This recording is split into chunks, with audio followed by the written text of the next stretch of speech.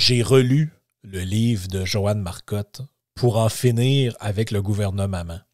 La suite de l'illusion tranquille, le film. Donc, ceux qui n'ont pas vu le film, je vous suggère vraiment de vous le procurer. Ça existe en DVD. Je pense qu'il y en a des extraits sur Internet.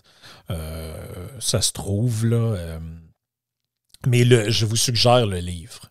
Bon, dans le fond, les gens qui ne connaissent pas Joanne Marcotte, vous êtes sûrement un peu déconnecté de la réalité québécoise, mais dans le fond, Joanne, elle s'est quand même fait connaître là, pour avoir cofondé le réseau Liberté Québec avec Éric Duhem, Yann Sénéchal et d'autres personnes. Bon, ben, c'est quelqu'un qui est assez connu des milieux de droite au Québec.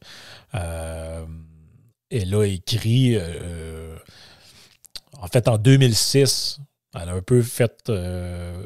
c'est là qu'on est un peu plus découvert, j'allais dire, du grand public. Là. Même je ne sais pas jusqu'à quel point qu'est-ce que ça veut dire, mais je me souviens à l'époque de l'avoir vu dans des chroniques à la télévision, avec entre autres à l'émission de Martineau dans le temps, qui était à... Je me souviens plus si c'était à TVA ou à TQS à l'époque, je ne me rappelle plus. Mais bref, on la voyait souvent quand même à cette époque-là. Je pense qu'elle était impliquée dans l'ADQ avec Mario Dumont. Elle a participé au comité Claude Gastonguay sur le financement du système de santé québécois. Mais ce qui m'intéressait, c'était vraiment ce livre-là, que j'avais lu il y a, je dirais peut-être 7-8 ans. Il est sorti en 2011, le livre. Je l'avais lu quelques années après, je ne sais plus si ça fait 7-8 ans ou 5 ans. En fait, la notion de temps, à un moment donné, ça distorsionne un peu quand le temps passe. Là. Et j'ai eu l'idée de le relire parce que je voulais voir où on en était par rapport au constat que Joanne fait dans son livre. Et puis, je l'ai annoté presque au complet. Je dois avoir 30 post-it de coller dessus où je me disais... je me disais, il faut absolument que je prenne des notes parce que en fait, si Joanne faisait une réédition de ce livre-là, on pourrait, de manière un peu cynique, le titrer, au lieu de le titrer pour en finir avec le gouvernement, ou en fait, on garde le titre pour en finir avec le gouvernement, mais au lieu de mettre comme sous-titre la suite de l'illusion tranquille, on pourrait écrire « Plus ça change, plus c'est pareil ». Je vais être franc, à part les noms dont il est question. D'ailleurs, c'est très drôle. Là. Il y a des gens là-dedans qui, depuis, ont retourné leur veste et puis sont devenus des amoureux du régime. Puis même certains, je pense à un en particulier, sont même devenus des gens d'extrême gauche depuis. Là. Donc, c'est quand même assez particulier. Un d'entre eux est rendu conseiller de François Legault. Donc, disons que ça met les choses en perspective. Mais écoutez comment elle commence le chapitre 1 du livre. Social-démocratie et responsabilité individuelle.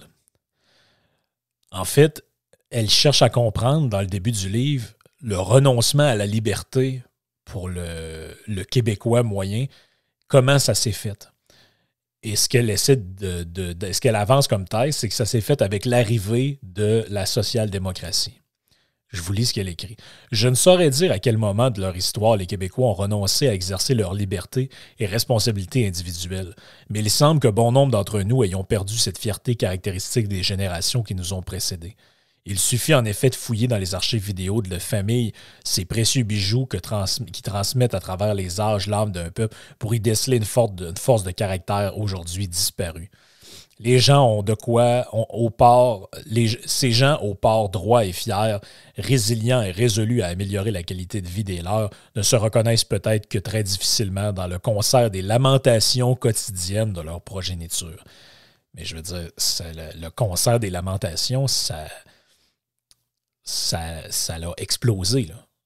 En 2011, il n'y avait pas de gens qui allaient sur la place publique pleurnicher parce que leur enfant, j'ai vu ça cette semaine, leur enfant à se mettre un couple d'homosexuels avec des enfants dont un fait de l'asthme, s'en vont dans un camping. Et là, imaginez-vous donc qu'il y a un criminel pas loin, là, vraiment un criminel que, à ma foi, on devrait emprisonner.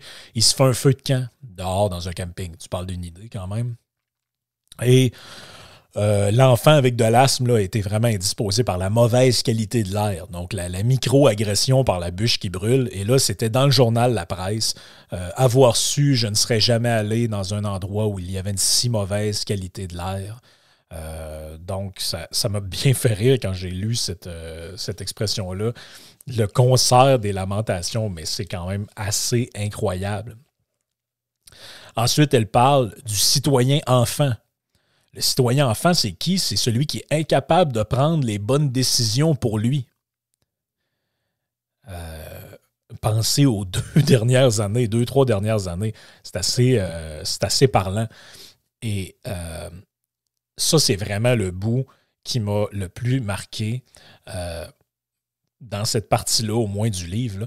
Infantilisation et matantisation. Déresponsabilisation des parents, mais aussi déresponsabilisation, ou plutôt infantilisation des citoyens lorsqu'il s'agit également de planifier leur retraite. Un exemple on ne peut plus éloquent de cette idée proposée par M. Claude Gastonguay soit celle d'un REER obligatoire pour tous les Québécois. Le professeur à l'École nationale d'administration publique à Québec, Pierre Simard, s'en offusque. On aurait évidemment compris, dit-il, que le père de l'assurance maladie accrédite la thèse voulant que les Québécois soient incapables de gérer leur propre vie, des irresponsables finalement. Ce rapport est truffé d'allusions à l'incapacité des citoyens de prendre leurs responsabilités. Et là, on cite le rapport de Gastonguay, mais sérieusement, c'est tellement des affaires qu'on entend là, et qui... Beaucoup de gens pensent comme ça. Là. Vraiment, vraiment, beaucoup de gens pensent comme ça. Écoutez ce qui suit. De façon générale, la personne n'est généralement pas en mesure, par manque de connaissances, de prendre des décisions éclairées. À l'exception d'une minorité, la grande majorité des personnes sont démunies. La grande majorité. Les travailleurs n'ont ni connaissance ni l'expertise pour prendre des décisions rationnelles. On ne compte plus les fois où l'imbécilité de l'homme sert de légitimation à l'interventionnisme d'État. Quand ce n'est pas un politicien, c'est un groupe de pression ou un intellectuel qui vient promouvoir, au nom du crétinisme citoyen, une mainmise de l'État sur nos vies. Comme pour les gens atteints de troubles psychiques, il prescrira la tutelle d'une partie de nos revenus et se réclamera du pouvoir de décider à notre place. À terme, ces conditions successives nous enlèveront pratiquement tout moyen d'exercer une quelconque liberté sur notre choix de vie. Pensez à tout ce qu'on a fait avec la COVID, mais pensez également à tout ce qu'on raconte par rapport au climat. Les changements climatiques, l'environnement, les gens sont trop imbéciles pour comprendre. Il va falloir leur expliquer et éventuellement les forcer à arrêter d'utiliser une voiture, à arrêter d'avoir une fournaise au mazout, à arrêter ci, à arrêter ça, parce que les gens, vous voyez, l'imbécilité de l'homme sert à légitimer l'interventionnisme étatique. C'est criant de vérité, cette chose-là. C'est vraiment une attitude qui est, je dirais, trop répandue, malheureusement. C'est vraiment une attitude qui est trop répandue, du mépris à l'égard des gens de monsieur, madame, tout le monde, finalement. Et là, c'est une des questions qui est posée dans le livre, page 27, entre autres. Quelle est l'origine de cette manière de voir les choses? Quelle est l'origine de cette déresponsabilisation citoyenne ou quelle est l'origine de ce gouvernement, cet État omnipotent, omnipuissant qui veut vous dire quoi manger, à quelle heure aller dormir, quoi faire, comment gérer votre vie, qu'est-ce qui est bon pour vous, devriez-vous prendre le vélo, un petit tour de métro, qu'est-ce qui est bon pour vous? Et évidemment, c'est devenu un peu un cliché aujourd'hui, mais c'est quand même ça.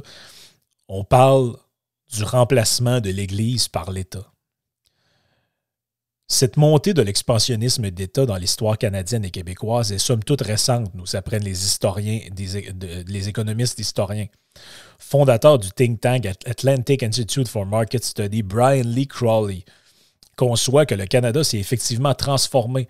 Dans son essai Fearful Symmetry, The Fall and Rise of Canada's Founding Value, la naissance d'un nouveau Canada serait intimement liée à l'élection du gouvernement libéral québécois de Jean Lesage. Forget July the The birthday of the old Canada found in 1867. The new Canada was born on June 22, 1960. The profound transformation that emerged so forcefully in the last 5 decades or so can be summarized as a Canada of expansive government and social program, of bilingualism and multiculturalism, of the appeasement and endless list of demands from Quebec nationalists, of the abandonment of anything but highly sanitized history of the country, of the decline of the work ethic, of the family and our fertility. Donc, lui, il fixe, ça c'est signalé par Joanne dans le livre, le début de ce nouvel État-là, de ce nouveau gouvernement, avec, à l'échelle pan-canadienne, en fait, avec l'élection de Jean Lesage. Ça fait un peu écho à à quelque chose qu'a publié récemment Vincent Geloso avec l'IEDM, c'est-à-dire que Jean Lesage était un des pires premier ministre québécois. Pourtant, on le voit comme l'homme de la Révolution tranquille, etc. La thèse de Vincent, c'est que, en fait, il est le produit de ce que lui appelle le grand rattrapage et non pas la cause. Donc, il est la conséquence et non pas la cause. Et en fait, c'est un des plus mauvais premiers ministres en termes de gestion des finances publiques. Bon, bien, évidemment, ils ont mis sur pied cet État obèse-là avec la nationalisation de l'électricité, la création de toutes sortes de programmes, disons, plus ou moins fonctionnels. Et ça, c'est vraiment une section du livre qui m'a intéressé à partir de la page 36, l'industrie du rapport. Donc, en fait, l'individu déresponsabilisé par un gouvernement qui prend de plus en plus de place et qui finit par aboutir à ce gouvernement-là, donne, à un moment donné, cette machine-là se rend compte de son inefficacité. En fait, tout le monde s'en rend compte et depuis très longtemps. C'est ça, en fait, qui est presque c'est presque déprimant quand on lit le livre. C'est-à-dire qu'il se passe à peu près 20 ans entre le début de ce qu'on appelle la Révolution tranquille et le développement de l'industrie du rapport. C'est-à-dire le moment où on réfléchit aux 20 dernières années et on se rend compte que le système, en fait, est sur le bord de s'effondrer. Mais rappelez, c'est des liners, je pense que vous entendez depuis quand même assez longtemps. Là. Ah, le système, il est inefficace, il est lourd, il ne fonctionne pas, il n'y a rien qui fonctionne. Et là, c'est ce qu'elle appelle dans son livre, Joanne, l'industrie du rapport. Et écoutez ça. La Fédération des médecins spécialistes, vexée, l'avait d'ailleurs fait savoir dans une publicité pleine page assez originale. Elle avait énuméré l'ensemble des traitements proposés aux patients, le gouvernement, qui n'avaient pas été suivis tels que prescrits. La liste à laquelle je me suis permise d'en rajouter est impressionnante. Autrement dit, tout le monde sait c'est quoi qu'il faut faire pour moderniser l'État, pour changer les trucs. Il y a une liste infinie de rapports qui n'ont jamais abouti à quoi que ce soit de concret. Et écoutez ça. 1986, le rapport Gobeil sur la révision des fonctions et des organisations gouvernementales. La même année, le rapport Fortier sur la privatisation des sociétés d'État. La même année, le rapport Scowen sur la déréglementation. Le rapport Rochon sur les services de santé et des services sociaux en 88. Le rapport Facal, oui, Joseph Facal, sur l'examen des organismes gouvernementaux en 1997. Le rapport Clair sur les services de santé et des services sociaux. Le rapport Bédard sur l'état des finances et la fiscalité locale. Le rapport Brunet sur le rôle de l'État québécois dans le capital de risque, 2003. Le rapport Ménard sur la pérennité du système de santé et des services sociaux. Ça fait presque 20 ans. Le rapport Ménard. Le rapport Montmarquette sur la tarification des services publics en 2007. Le rapport Fortin sur l'investissement des entreprises en 2007. Le rapport Gagné sur les aides fiscales aux régions, ressources et à la nouvelle économie, 2007. Le rapport Castonguay sur le financement du système de santé et le rapport Pronovo sur l'avenir de l'agriculture et l'agroalimentaire québécois en 2008. Ce à quoi on pourrait en rajouter plein si on faisait une réactualisation du livre. Et ensuite, elle parle d'espèce de culture, de faire ça a été à la mode à mon âge, on va faire un sommet. Le sommet sur l'éducation, le sommet sur les finances publiques, le sommet sur ci, le sommet sur ça. Mais finalement, qu'est-ce qui change au bout de tout ça? Bah, pas grand-chose. Pas grand-chose. Mais pourquoi ça ne change pas? C'est ça le bout qui est important, je pense, aborder dans le livre. Ben, il y a ce qu'elle appelle le perpétuel déni et les chevaliers du temple. Les chevaliers de l'État. Les chevaliers, les gardiens du donjon, les gatekeepers. La culture du consensus, écrit Joanne, et la mollesse des gouvernements retardent donc la correction d'un modèle socio-économique qui, jadis, promettait, rassurait et prétendait nous protéger de tout et surtout de nos imprévoyances. Prisonniers de la logique étatiste, celle qui veut que l'État et le gouvernement conçoivent, produisent et livrent des services en tout genre, nous nous livrons à des débats qui dévient de l'essentiel. Symptômes de la gravité de l'infection étatiste, économistes de toutes allégeances disputeront donc la meilleure façon de financer les services publics plutôt que de répondre à la question « Mais quels services devraient être financés par l'État et quels services devraient être de la responsabilité individuelle? » L'État employeur et les syndicats tenteront de préserver les monopoles de l'État et les systèmes d'éducation de la santé plutôt que d'envisager la modernisation, l'innovation et une saine concurrence parmi une diversité d'établissements. Mais c'est vraiment ça. Là. On en parle, je veux dire, François Legault s'est fait élire en 2018 en promettant de libéraliser le marché de l'alcool, permettre à des grandes surfaces de vendre. Tout le monde le sait que le modèle de la SAQ est complètement dépassé. Modèle prohibitif qui date d'une autre époque, carrément une autre époque où on cherchait à contrôler la consommation des gens parce que c'était moralement pas bien. Puis, quoi qu'il y en a qui voudraient revenir à ça, là, on nommera pas de nom. Là. Mais tout le monde le sait que c'est dépassé. Ce serait bon économiquement de libéraliser ce marché-là, de permettre à des petits producteurs de vendre eux-mêmes, de créer des emplois, d'innover. Mais ouais, là, c'est des bons emplois, puis il va y avoir des grèves. Puis, donc, il y a cette résistance-là au changement qui explique un peu pourquoi on est encrouté dans ce système social-démocrate-là depuis des décennies. Même si on sait que ça... Si ça fonctionnait, je ne serais pas assis là devant le micro à vous en parler. Mais ça ne fonctionne pas. C'est ça le problème. C'est que ça ne fonctionne pas. Ah, il n'y a pas assez d'éducatrices en garderie. Il n'y a pas assez de professeurs. Il n'y a pas assez de médecins. Il n'y a pas assez d'infirmières.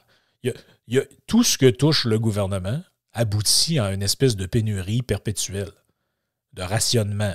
De ouais, il faut faire attention, il n'y en aura pas pour tout le monde.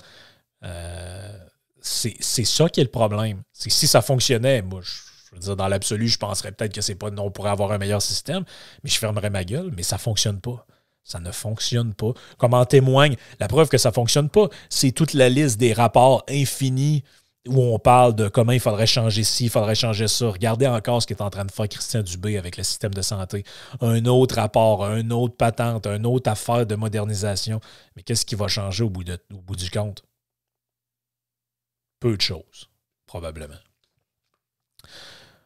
Elle parle ensuite de la sacralisation du modèle québécois et l'expansion infinie de l'État.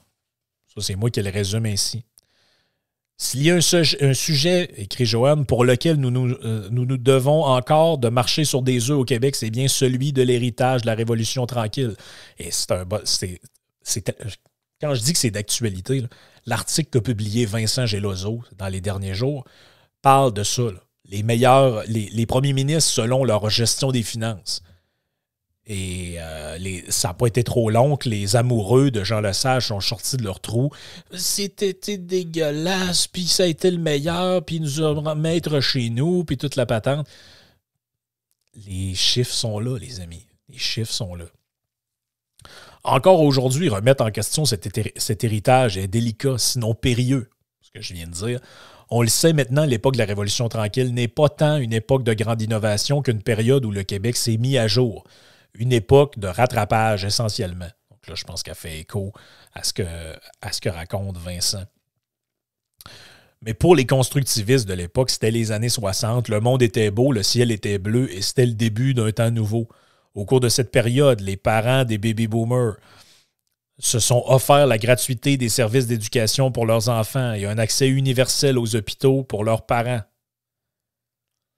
À un moment où l'espérance de vie était de 71 ans, 81 ans en 2009, La Régie des rentes du Québec était créée et constituait un des éléments du filet social qui, le croyait-il, les distinguait de leurs voisins étant anglophones. Petit à petit, l'État devenait non seulement maître d'œuvre dans l'échafaudage des services sociaux universellement accessibles aux citoyens, mais il en devenait le fournisseur. Désormais, l'État et donc les employés du gouvernement allaient vous voir naître, vous éduquer, vous soigner et vous préparer pour vos quelques années de retraite. La démonstration la plus percutante a sans doute été pour plusieurs celle qui portait sur la soi-disant solidarité sociale québécoise. En décortiquant l'ensemble des programmes sociaux mur à mur et en évaluant les résultats, le constat était franchement choquant. Au lieu de distribuer la richesse vers les véritables démunis et de favoriser la mobilité sociale de façon efficace, nos programmes sociaux favorisaient davantage la classe moyenne supérieure, les plus riches, quoi. Comme l'écrit le professeur d'histoire Marc Simard dans un texte intitulé « Les privilégiés », la résistance au changement ne tient pas tant à l'efficacité du modèle québécois, mais bien à une culture de préservation des droits acquis de certains privilégiés. Et là, elle cite Marc Simard. « L'attachement au soi-disant modèle québécois n'est au fond que la somme des refus d'individus et des groupes sociaux de renoncer à leurs prérogatives. Les vrais progressistes, à toutes les époques, sont les rares individus qui sont favorables aux réformes nécessaires, y compris quand celles-ci menacent leurs privilèges. » C'est tellement ça, là. Je veux dire, tout ce qui est écrit là-dedans, ou à peu près, c'est exactement la même chose qui se passe en ce moment. C'est exactement la même chose. Il y a un bout que j'ai trouvé intéressant là-dedans. Elle explique que une thèse que je trouve assez intéressante, l'idée que l'idéologie dominante au Québec, c'est quoi le propre de l'idéologie dominante? C'est qu'elle n'est pas perçue comme idéologie, mais en fait, elle est prise d'emblée comme réalité. C'est-à-dire que si vous allez, je ne sais pas moi, à une époque où tout le monde est chrétien, catholique, pratiquant, les gens ne sont pas comme l'idéologie dominante catholique. En fait, ils n'en ont pas conscience. Pour eux, c'est la normalité. Tout le monde pense comme ça ou presque, et c'est les autres qui ont un problème.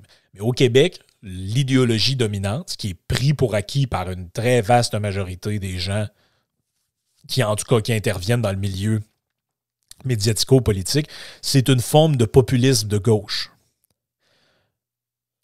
Par exemple, écrit-elle, le chroniqueur de la presse, Alain Dubuc, parlera du Tea Party américain comme un mouvement populiste. Il trouvera que le nouveau mouvement politique de l'ex-ministre péquiste François Legault ne comporte pas de populisme anti-étatique que l'on retrouve à l'ADQ, par exemple. Pour lui, l'ancien premier ministre de la Justice de Jean Charest, M. Bellemare, était un héros populiste. Pourquoi? Parce qu'il s'en était pris à son ancien patron et que des gens ont un faible pour les personnalités publiques comme M. Bellemare, des héros populistes qui s'attaquent aux puissants de ce monde.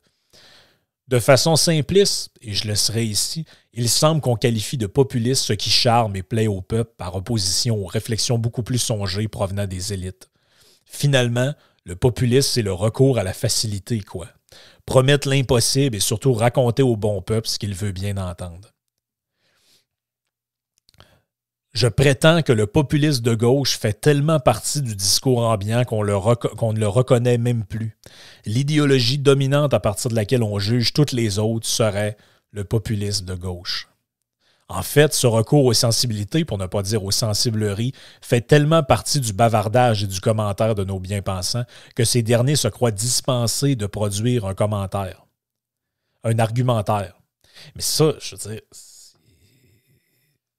c'est tellement ça, là.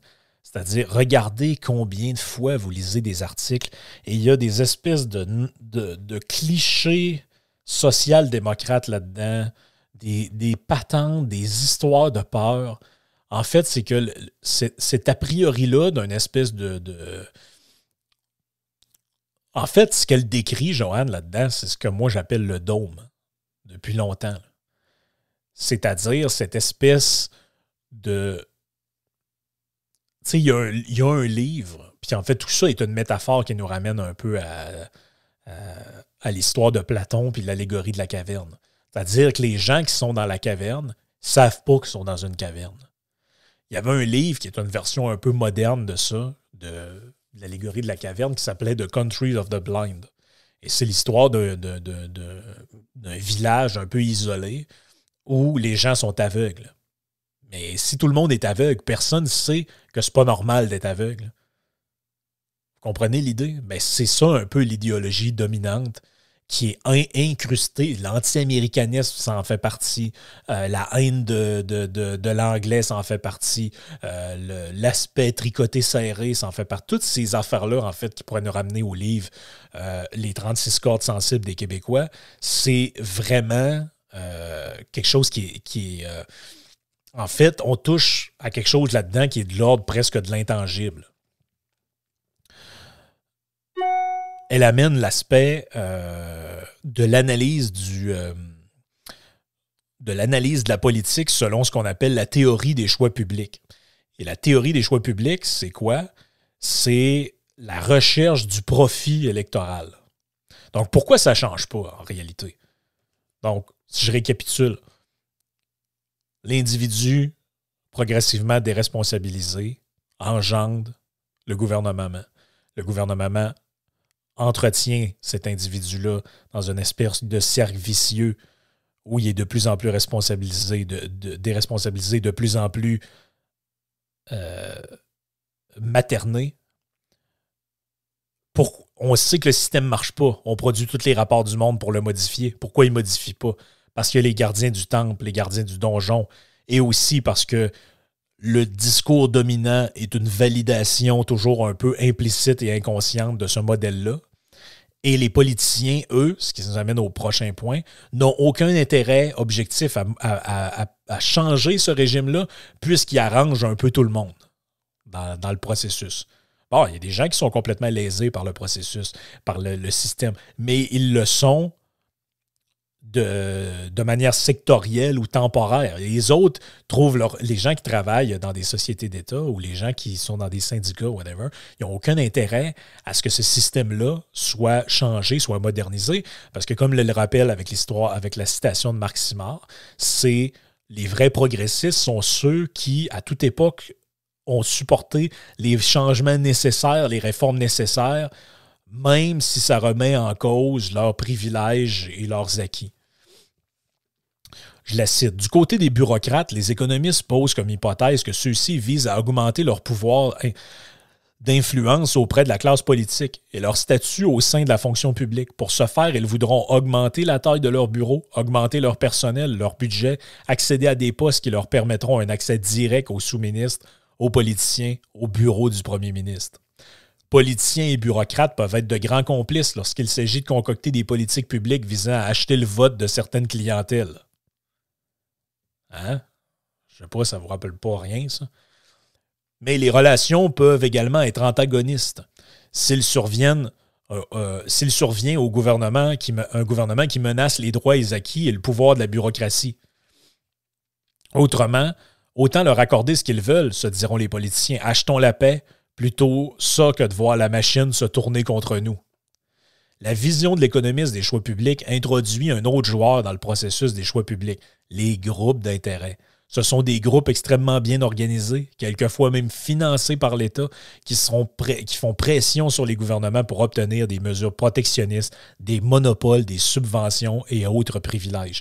Je pense qu'il n'y a pas une journée que je n'ouvre pas le journal que ce qui est écrit là se vérifie. Là. L'association d'un tel demande au gouvernement de réglementer Airbnb, de réglementer Uber, de demander à ce qu'on interdise telle affaire, de demander à ce qu'on leur permette telle autre affaire. Ce n'est que ça tout le temps, ces espèces de groupes d'intérêt-là, ce qui est une forme de corporatisme au final.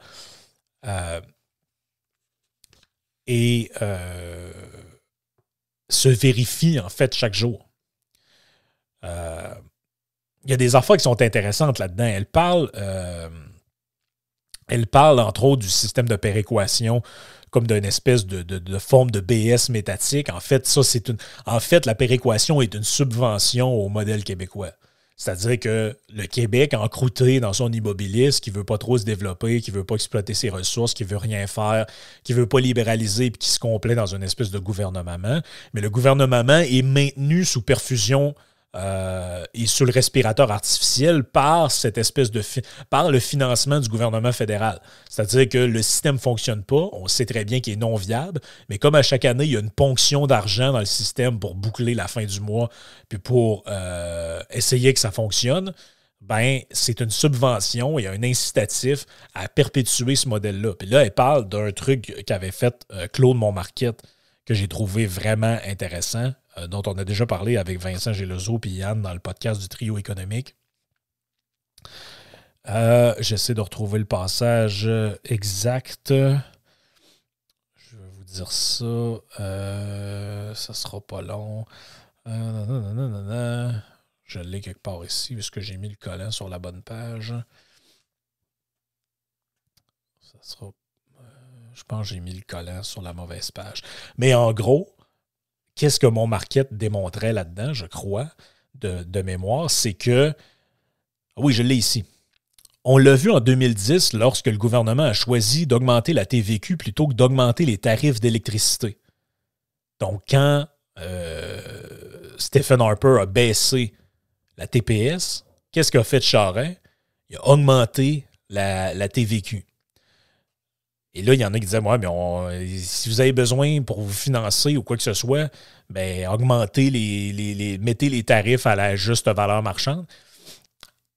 Toujours à la recherche de plus de revenus, le gouvernement conservateur de Jean Charest, ici avec des gros guillemets, Jean Charest le conservateur, avait réalisé qu'en augmentant les tarifs d'électricité, la péréquation fédérale serait réduite.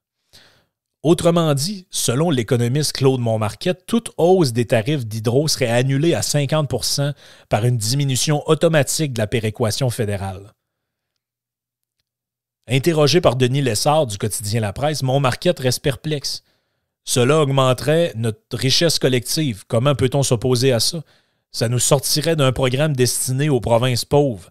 C'est un peu comme un bénéficiaire de l'aide sociale qui refuserait avoir un meilleur salaire parce qu'il craint de perdre son chèque d'assistance, déclare l'économiste. C'est des exemples concrets qui montrent comment ce système-là est perpétué par une espèce de financement, en réalité, du gouvernement fédéral. Il y a l'hypothèse là-dedans du fait qu'il n'y a rien qui change parce qu'on veut maintenir une certaine paix sociale. La paix sociale, c'est quoi si on ne veut pas avoir de manifestations? On ne veut pas avoir rien. On ne veut pas que ça brasse. Parce que quand Jean Charest s'est fait élire en 2003, il y avait la promesse du redéploiement du gouvernement, la réingénierie de l'État. Tout le monde se rappelle de ce truc-là. N'ayant aucune aptitude à préparer les esprits et à faire œuvre de pédagogie, le gouvernement enterra son projet de réingénierie de l'État à l'automne 2003, lorsque les syndicats organisent une journée nationale de perturbation sur les grandes autoroutes sont bloquées, des milliers d'employés de centres de la petite enfance sont dans la rue et on rapporte que 20 000 syndiqués de la CSN ont manifesté devant l'Assemblée nationale pour dénoncer les politiques conservatrices, anti-syndicales, antisociales, antidémocratiques et anti-compassion du gouvernement libéral. Pour préserver la paix sociale, le gouvernement optera pour remettre à plus tard les réformes devenues de plus en plus urgentes. Nettoyage de l'industrie de la construction, réforme du système de santé, politique claire en matière d'accommodement raisonnable. Il n'y a rien, c'est encore les mêmes affaires. Peut-être pas les accommodements raisonnables, mais le système de santé, la construction, la corruption, ça fait 20 ans qu'un gouvernement s'est fait élire en promettant « Oui, on va tout changer ça. » 20 ans plus tard, on est au beau fixe et on est encore pris avec le même système qui ne fonctionne pas, mais au moins, on a préservé la paix sociale, diront certains. Ça, j'ai trouvé ça intéressant. Peut-être dernier point avant de m'arrêter. Le mythe de la nation meurtrie. Ça, c'est intéressant. Heureusement, il y a des historiens qui se méfient des élites nationalistes qui, ma foi, se sentant assiégés, reprochent aux Québécois qui sont d'un autre sentiment d'être tout simplement aliénés. Je sais pas, j'ai comme une image de Mathieu Bock-Côté dans ma tête, là. Comme nous l'avons vu précédemment, c'est le cas de l'historien Jocelyn Letourneau. Et là, elle le cite. Prenons le débat sur l'histoire à enseigner aux jeunes, qui a tout à voir avec l'héritage identitaire à transmettre aux descendants. On a laissé entendre que le passé du Québec serait à l'avenir conjugué au temps du multiculturalisme ou du post-nationalisme, et que l'on gommerait les conflits qu'il contient au profit d'une vision embellie de l'expérience collective ridicule. La croisade contre le nouveau programme d'histoire n'a jamais eu d'autre but que de maintenir la conscience historique des Québécois dans la tradition de la nation meurtrie. N'est-ce pas là un héritage? Là, c'est Joanne qui reprend la parole. Ce paradigme de la nation meurtrie, n'est-ce pas là un héritage culturel, sinon une obsession pathologique de force majeure? Pensez à tout ce qu'on entend en ce moment. Là. Le français, le déclin d'ici, les enfants. C'est le jour de la marmotte. Là. Je ne suis certainement pas sociologue ni historienne, écrit-elle, mais je vais m'aventurer à émettre l'hypothèse que l'empreinte qu'a inscrit l'historiographie de la nation meurtrie a certainement contribué de façon significative au malaise et à l'immobilisme actuel. Comment, en effet, prôner la liberté et la responsabilité individuelle si, par ailleurs, nous nous percevons encore comme des citoyens de seconde classe, impuissants face à leur avenir? Comment passer à l'âge adulte alors qu'on se perçoit comme des mal-aimés? Fort heureusement, il semble que les générations montantes ne se perçoivent plus comme des citoyens méprisés par l'anglais. Je suis au contraire persuadé qu'elles devinent bien que les solutions ne viendront ni de l'ascension, ni de l'accession à l'utopie souverainiste, ni de l'utopie étatiste. Comme l'exprime si bien Thomas Sowell, il est fort possible qu'une frange importante de la population ait réalisé que les programmes gouvernementaux, quant à eux, résolvent davantage les problèmes des politiciens en quête de vote que ceux qui ultimement relèvent de la responsabilité citoyenne elle-même. Écoute, il y a tellement d'affaires là-dedans il y a tellement d'affaires qui sont intéressantes. Ce que j'ai trouvé intéressant là-dedans, c'est, peut-être en conclusion, elle anticipe, en fait, je comprends pas comment c'est possible. Honnêtement, je ne comprends pas comment c'est possible. Écoutez bien ça, ce passage-là, page 148. Aujourd'hui, un ancien ministre péquiste propose aux Québécois une nouvelle alliance, la Coalition pour l'avenir du Québec. Si on se fie au récent sondage, et si François Legault formait effectivement un parti politique, d'ici les prochaines élections provinciales, la coalition pourrait même former un gouvernement majoritaire. Le mot-clé est donc maintenant coalition. Ou encore coalition arc-en-ciel. Comme c'est joli tout ça. Mais coalition de quoi? Une coalition pour le changement, vous me direz? D'accord, mais quel changement? Sur quelle base pouvons-nous juger les changements proposés? Au pays de la pensée unique, les partis politiques ne se distinguent pas sur une base philosophique ou idéologique. On a aujourd'hui le sentiment que tous les partis politiques au Québec se ressemblent, mis à part leur option constitutionnelle, bien sûr. C'est du pareil au même, entend-on couramment. Tous sont sociaux-démocrates, tous sont interventionnistes sur le plan social et économique. En fait, on pourrait se demander s'il n'est pas devenu politiquement incorrect de parler de philosophie politique. On prône désormais une vision pragmatique, comme si ça pouvait exister. Cette vision serait située au centre-centre, nous dit-on. On reconnaît leurs défenseurs à leur discours correctement, politiquement correct. Ils valorisent le compromis. Le changement ne coûte rien et n'impose aucun sacrifice. À un moment où l'acceptabilité sociale est devenue la marotte de l'heure, la vision pragmatique n'a ni fondement ni boussole. C'est incroyable. À la base, notre vision du monde repose sur la conception que l'on se fait de la nature humaine.